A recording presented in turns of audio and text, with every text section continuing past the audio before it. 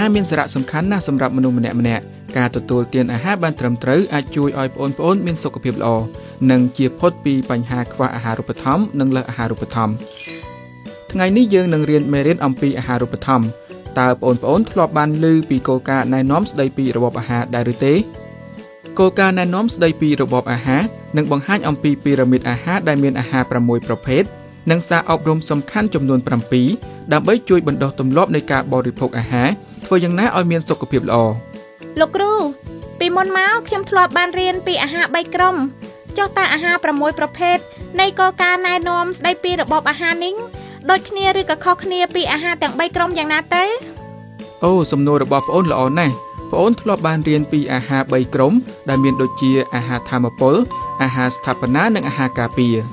អាហារទាំង3ក្រុមនេះប្រាប់ពីមុខងារនៃក្រុមនីមួយៗរបស់វាតែមិនបានប្រាប់ពីបរិមាណដែលប្អូនគួរបរិភោគទេ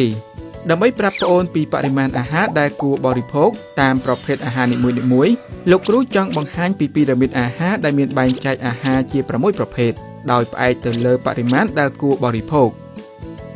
ពីរ៉ាមីតអាហារមានរាងស្រដៀងនឹងកំពូលប្រាសាទអង្គរវត្តមាន6ថ្នាក់ដែលថ្នាក់នីមួយៗប្រាប់ពីបរិមាណដែលគួរបរិភោគដែលប្អូនមើលឃើញនេះអាហារទាំង6ប្រភេទនេះមានដូចជាប្រភេទគ្រាប់ធញ្ញជាតិនិងពពួកម្សៅប្រភេទបន្លែប្រភេទផ្លែឈើប្រភេទអាហារសម្បូរប្រូតេអ៊ីនប្រភេទអាហារសម្បូរកាល់ស្យូមនិងប្រភេទអំបិលស្ករខ្លាញ់និងប្រេងឆាឧទាហរណ៍បាយនិងប្រេងឆាស្ថិតនៅក្នុងក្រុមអាហារថាមពលជាមួយគ្នាក៏ប៉ុន្តែយើងពុំអាចបរិភោគបាយនិងប្រេងឆានៅក្នុងបរិមាណស្មើគ្នាបានទេ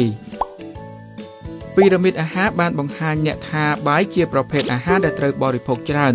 ចំណែកឯប្រេងឆាឬក៏ខ្លាញ់ជាប្រភេទអាហារដែលត្រូវបរិភោគតិចជាងគេបំផុតហេតុនេះដោយគ្រាន់តែក្រឡេកមើលទៅពីរ៉ាមីតអាហារយើងអាចដឹងបានថាអាហារណាត្រូវបរិភោគតិចនិងអាហារណាត្រូវបរិភោគច្រើន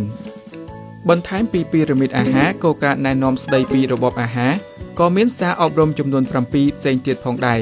លោកគ្រូនឹងពន្យល់អំពីសារទាំងនោះនៅវីដេអូបន្ទាប់